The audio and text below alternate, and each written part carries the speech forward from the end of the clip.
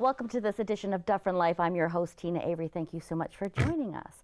So I've got one familiar guest. She's been on my couch just a couple times, and somebody new. But we're here to talk about the Procyon Wildlife Fundraising Gala. Joining me today, we have Angela and Sabrina. Thank you so much for joining me. Well, thank you very much for the invite. We're delighted to be here. Wonderful. So we're going to start from the very beginning, just in case there's anybody out there that's never heard of Procyon, because that's what we do. Is we're here to create awareness about things that are happening in the community.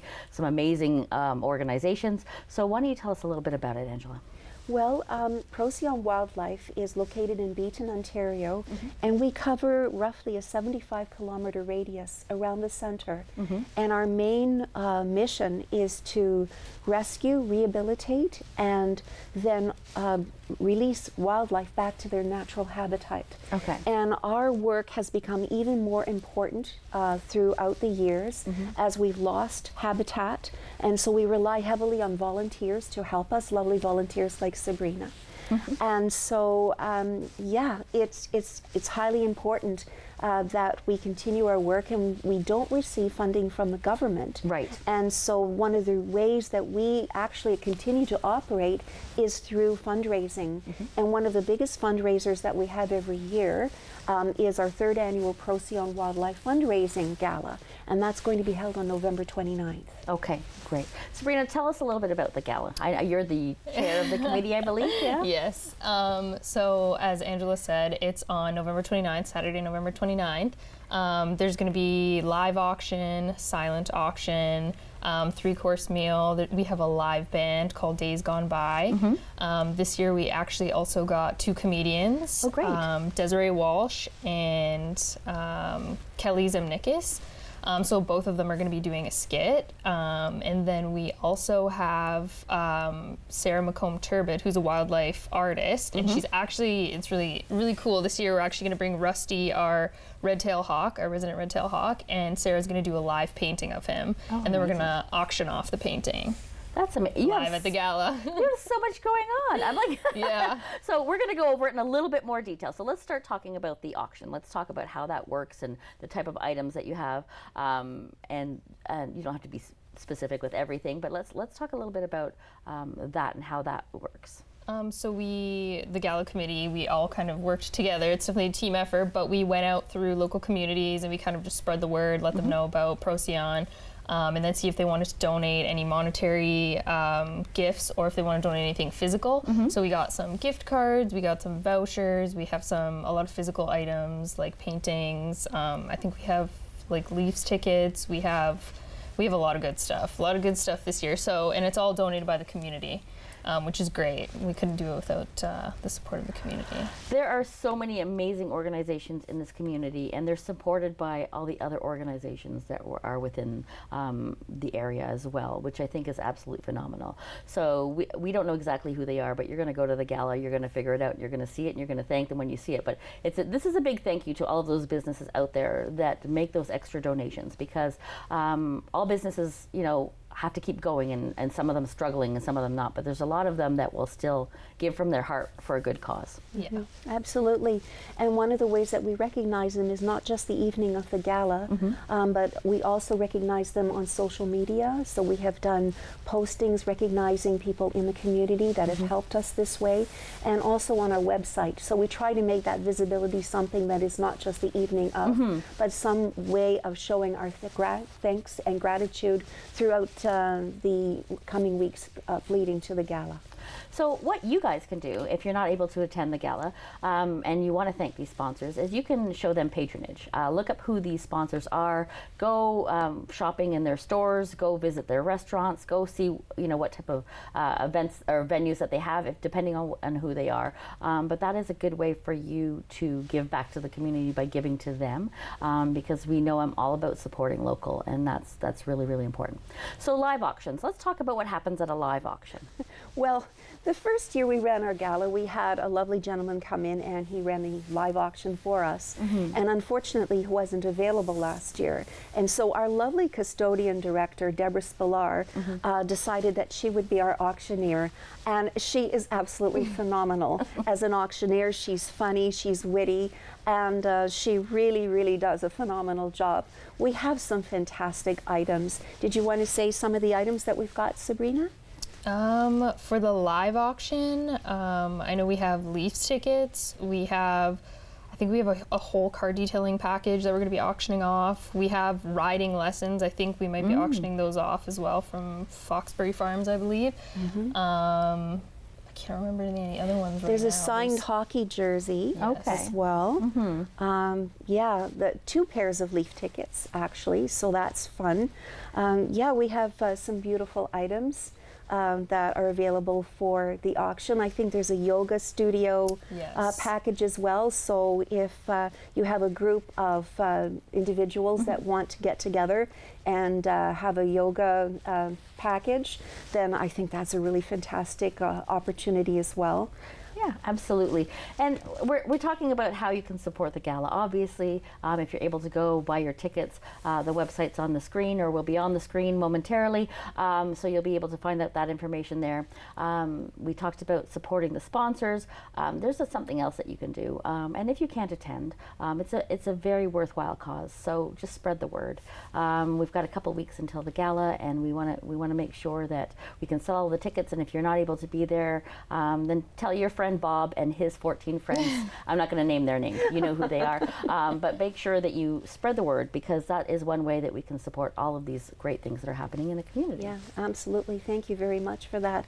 And actually, our price is $185. We had an early bird price, and we decided that we would lock that price in. So it's $185. Okay. And part of that is a charitable donation receipt. So, so they would receive a $50 charitable donation receipt.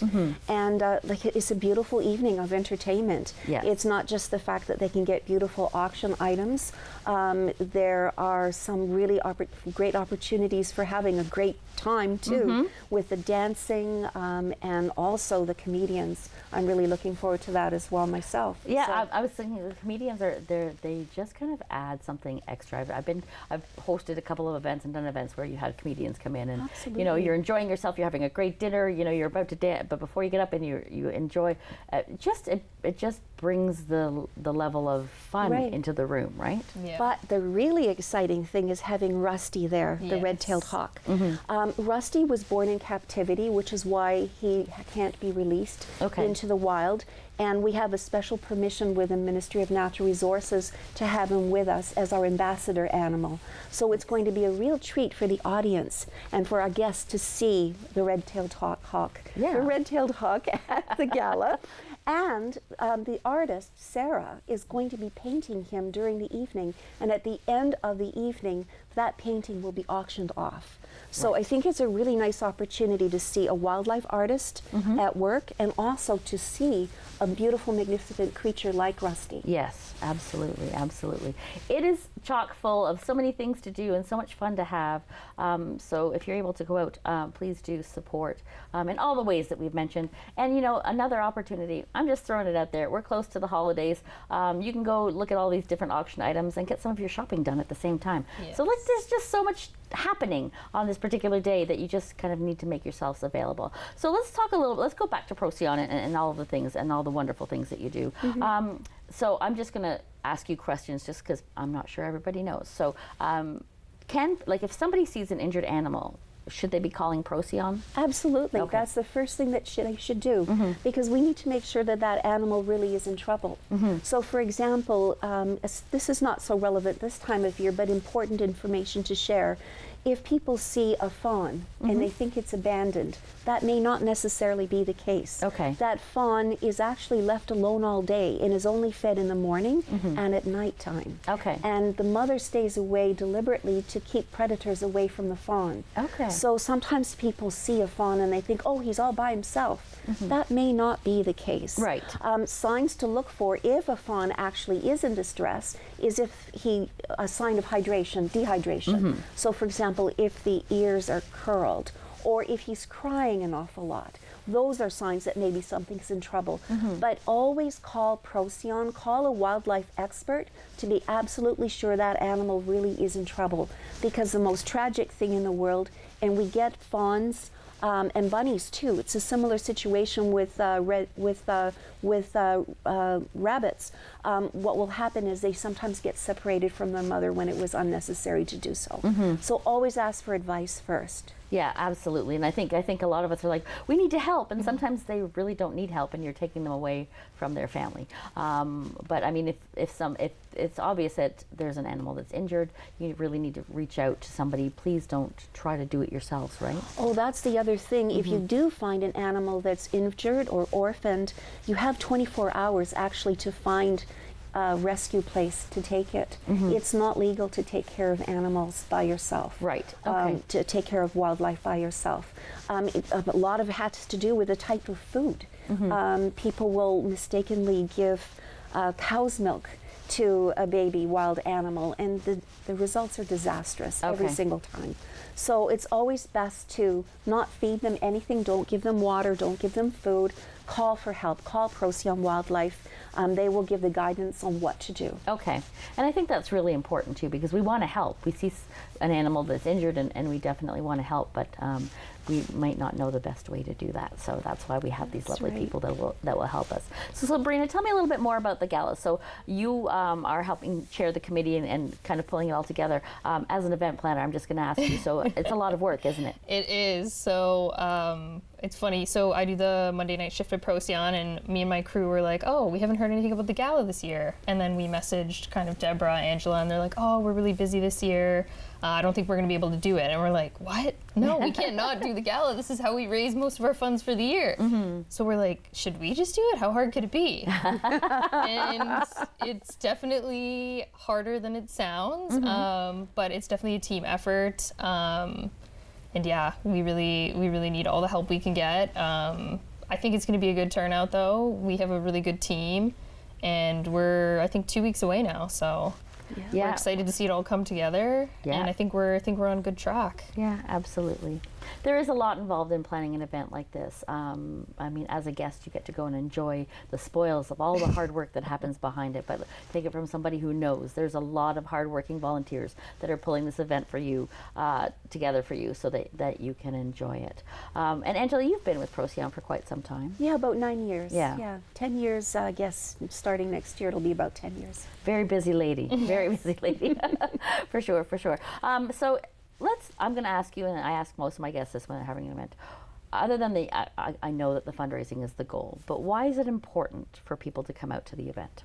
I think also it's important for people to understand like the importance of rehabilitation centers like Procyon. I know there's not a lot in the area. I think we're pretty much the only one, and I know a lot of people, when I was going out in the community, a lot of people in Orangeville when I was going out haven't heard about Procyon, which is a little concerning for me, because I'm like, I wonder how many cases there are, how many animals that maybe go unhelped. Maybe people don't know what to do. Like, I know even on my personal Instagram, I have a lot of people messaging me because they see me post that, I volunteer there, so they ask me kind of what to do. So I think even just getting our name out there, getting people to kind of understand how to coexist with wildlife and kind of understand what we as rehabilitators do and what Procyon does for the community and for the animals. I want to thank you so much for joining me today and sharing with us about the gala. Thank you for having us. Thank you very much. It's always a delight to talk with you, Teena. Thank you. It's truly my pleasure. Don't you go anywhere. We'll be right back. And there we go.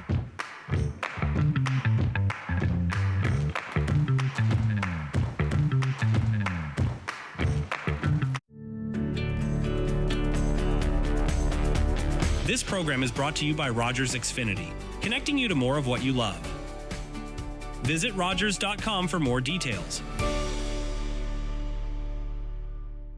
Thursdays. These cases are hard.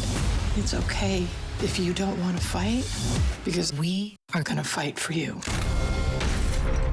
We have to be able to say we did everything we could. Every move we make is being scrutinized. He needs to pay for what he did. Some things in life you can't run from. I'm going to make sure that you spend the rest of your days in a 6x8 cell. Law & Order Thursday, all new, 8/7 Central on City TV. You're watching an interesting local show on Rogers TV and you want to know more. That's when you head to RogersTV.com. Our website provides more information about our programs, our hosts, our schedule, and about how you too can get involved with Rogers TV. Visit us online at RogersTV.com.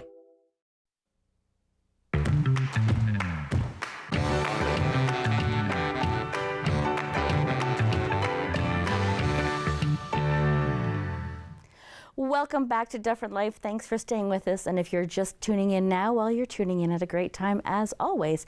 So you always see these memes about, running down the street and dance and yell and, just be yourself. Have you ever danced in the rain? I'm just curious. Have you ever just kind of just let go and danced in the rain? Have you ever sung in the rain? We're going to be talking about Singing in the Rain Junior. It is a production being put on by LP Stage Productions. Joining me today, we have Marie. Thank you so much for joining us. Thank you for having me. Well, it's truly my pleasure. So we're looking at a different perspective because sometimes when we have people come on, it's a director or somebody, whoever it might be, kind of the musical director, that sort of thing. But you are the parent of one of the actors that are in the show. Yes, that's right. So I first moved to the Dundalk area in 2020 during, in the midst of the pandemic, and I was delighted to find out that there was a local theater group looking for new performers. So in 2022, my daughter tried out for one of LP's shows, and it completely changed her life. I didn't even think she'd go through with the audition. I was waiting there for her to come around and say, actually, Mom, I don't think I want to do this. But she went in there and sang and did her monologue, and it completely changed her life. So her confidence is way up, and I attribute it all to LP. Allison and Dale founded LP in 2011. They've been doing 15 years of community theater for the young people, and they do their shows at Grace Tippling Hall in Shelburne, and it's a beautiful time for families. Yeah, it definitely is. And Singing in the Rain is a classic, which we're going to get to in just a minute. But I say this all the time, and I love to bring theater companies on the show, and I love to create not just to create awareness for the show, because I find the concept of theater so helpful to different individuals in different ways, right? And you just said your daughter's confidence is up, but I mean it helps with making friends sometimes, bringing people out of their shell. So was your daughter, did she naturally just kind of want to be in the show? She always liked singing, but she was shy whenever she had to sing in front of others. And now she's like in the student council, she's in all these clubs, and her confidence has skyrocketed. And she just feels like she feels good about herself. Like, not every child is going to be interested in the sports, and not every child is going to succeed in that way. So theater just opens up so many doors for children that might not have athletic ability to shine in their own ways. So she had never sung professionally or anything like that? Never. No, yeah. And I think that's one of the things we want to talk about too. So when LP has their auditions, they don't need to have previous experience, do they? No, absolutely not. Yeah, they just have to prepare a 1-minute monologue and then a song from musical theater, and they welcome everyone with any level of experience. And the cast for Singing in the Rain in particular, ages 7 to 16, so many different children, high school and elementary school, are involved in this production. Okay, so tell us a little, because you must go and watch the practices and the rehearsals. Not practices, they're rehearsals. Watching the rehearsals. So tell us, in case there might be people out there that don't know what the show is actually about. Right. Okay. So it's based on a movie. So the movie came first, and the stage adaptation came afterwards. So it's based on old Hollywood in the 1920s, when movies reverted from like silent movies to talkies where there was speaking. So this story is about an actress who never had to speak, and now she has to speak and adapt to the new way of Hollywood, but she has a high-pitched nasally voice. Okay. So she has to adapt to that change, and there's another character who ends up helping her by doing her vocals for her, and doing her speech and singing for her. Okay. So it's a story about love, adapting to change. It's just a really great classic tale for families. And do you feel like when the kids do these different types of productions that they learn something from it? Absolutely. I know that Allison and Dale, as well as Kristen, Danielle, and Haley, have been teaching the kids about the time period in which all of the shows that they do takes place. Like, for example, they did Oliver Twist recently, and they learned all about that time period and this time period as well. So it's like a history lesson on top of learning about the arts and learning about all the aspects that go into a theatrical production. So when your child is a part of a production, and I'll get you to kind of just elaborate on this more, it's almost like a family. Right. And then you've got the parents and, you know, the directors and everything, and the musical directors. It just expands the family. Is that an accurate I would say so, for sure. Like LP, like it's just such a welcoming group, and automatically, as soon as my daughter became part of it, she felt like she gained like 40 new friends that they hang out sometimes outside. They do karaoke sometimes together and different things like that. So it's definitely that family feel, a sense of belonging. So if you had to tell us why these productions are important for people to attend, what would you tell them? I would say that it's very important for the community to come out and show their support so that these young people feel encouraged to keep going. I know that many kids that started with LP, they've been around for 15 years, are now like pursuing careers in the musical arts. Like, for example, Mia, who used to help with all the shows, is now studying musical theater at university. So the community support is very valuable. Like for Singing in the Rain, it's a wonderful show, like suitable for all ages. There's tap dancing, timeless songs like the classic Singing in the Rain. And for the young people to look out there and just see like a full theater of supporters, it's just so encouraging that what they're doing is important. Absolutely, and I know, being a frequenter of going to the theater and actually doing some work with the theater once before, the audience that goes out feeds off of what's happening on the stage. But even more importantly, the actors that are on the stage feed off the reaction of the audience. Absolutely. Yeah, when it's like a full house, people are laughing at the right moments, applauding at the breaks. Like it just boosts the adrenaline and the feel-good vibes in the theater for sure, for all performers, and just overall great experience for all. So have you ever performed on the stage? I have, yes. So that was something, because I'm not athletic. I used to pretend to faint in gym class so I could get out of it. But theater just gave me like something I felt like I was good at. It was great to just be able to escape into like a character and be silly, because I'm not me at that time. I'm acting as a character. And I did some plays. I even did a play with LP. Okay. We did Page to Stage, which was many different musicals, like musical numbers for many different musicals.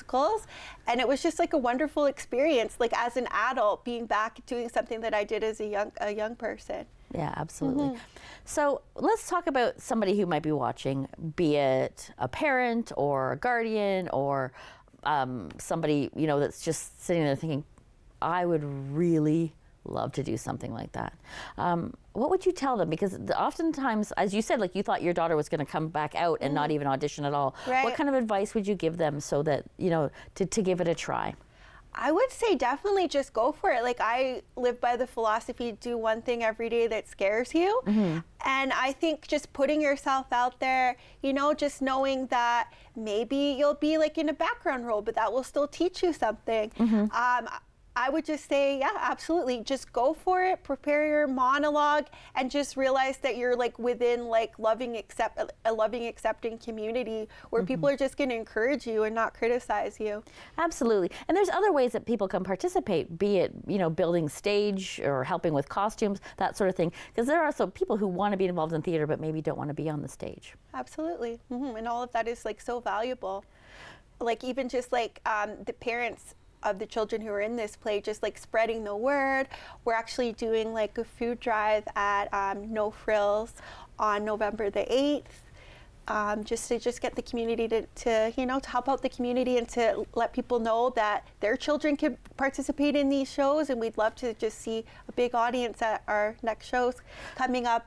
November 21st to 30th is when the show is playing at the Grace Tippling Hall, and if you want to get tickets, they're through eventbrite.ca. Okay, so you've got all the deets on what's happening. So we're just getting an outside look at looking inside to Singing in the Rain Junior. So I know you wanted to talk a little bit about the people behind everything. You mentioned them briefly, but let's talk a little bit more about them, because oftentimes everybody who's running it and who runs the theater they are where they want to be. They're doing what they want to do, but they often don't get the spotlight. That's true. I agree with you. So Allison Port and Dale Lundy, they founded LP in 2011, and they do usually about 2 shows a year. And it's just been wonderful for all the local communities. And then Allison's daughter, Kristen Gamache, she does musical directing and dance directing. For this show, she's the dance choreographer, and Danielle's the stage manager. And then this year we have Haley Sargent as the musical director for her first time doing that. Yeah, so how many people approximately are in the production? 36. 36 performers, ages 7 to 16. 7 to 16. So that's a lot of kids on the stage. Like, I mean, are there any numbers where it has all of the 36 of them on the stage at the same time? Yes. Oh wow. Yeah, and it's great. And with the tap dancing, it's just like almost like a lost art. Like, I'm sure, you know, there's tap dancing at local like dance groups, but just to see it again is wonderful. And like, I know a lot of kids never tap danced before this show, and now they're like little pros. Yeah, well, see, she kind of hit my heartstrings, because I used to tap dance, and I love it. So, I mean, if you've never seen a show with tap dancing in it and the precision that it takes to be able to do it, you really need to go out and just enjoy that part, but enjoy the whole thing, obviously. But yeah, tap dancing has a special place in my heart, because all the dancing I used to do and teach and all that, tap dancing was always my favorite, and it really is a lost art. It is, and it's so satisfying just to hear that sound on the ground. Yeah, it's and you've got multiple feet doing the exact, and you need to be doing it at the exact same time. So it takes a lot of practice, and you know, good on the choreographers for throwing. I mean, there's tap dancing in the original movie, but you know, it's good that everything is being carried through.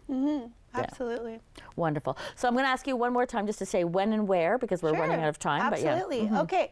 So Singing in the Rain Junior is going to be at Grace Tippling Hall in Shelburne on the main road, November 21st to November 30th. And if you want to get tickets, they're available through Eventbrite. And LP Productions also has a Facebook page and an Instagram page as well, if you want to follow and find out about upcoming shows that your child could potentially audition for and become part of the LP family. Amazing, amazing. Well, Marie, I want to thank you so much for coming in and giving us a bit of a different perspective of looking in on the show. And I wish everybody break a leg and have an amazing show. And thank you so much for coming on the show. Thank you for having me. It was my pleasure. Thank you for joining us. Until next time, bye-bye for now. So we're still on screen.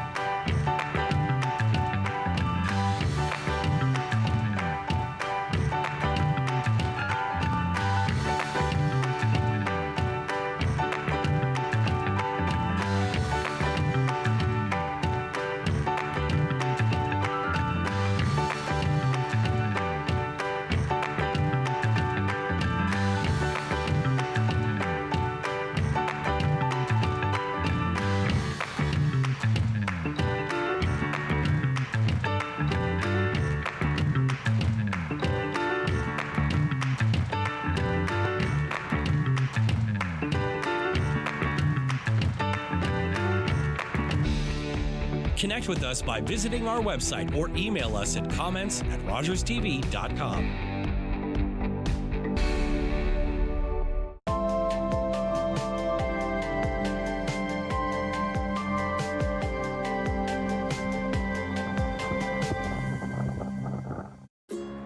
It's closing time, and you stayed out longer than you planned. So now you can't drive, and the buses have stopped running. You could always call your girlfriend. Or maybe your roommate? What about your best friend? You could just dial 1-888-TAXI-GUY or use the Taxi Guy app. The call and the app are free, and they both connect you to a local cab company to bring you home safely.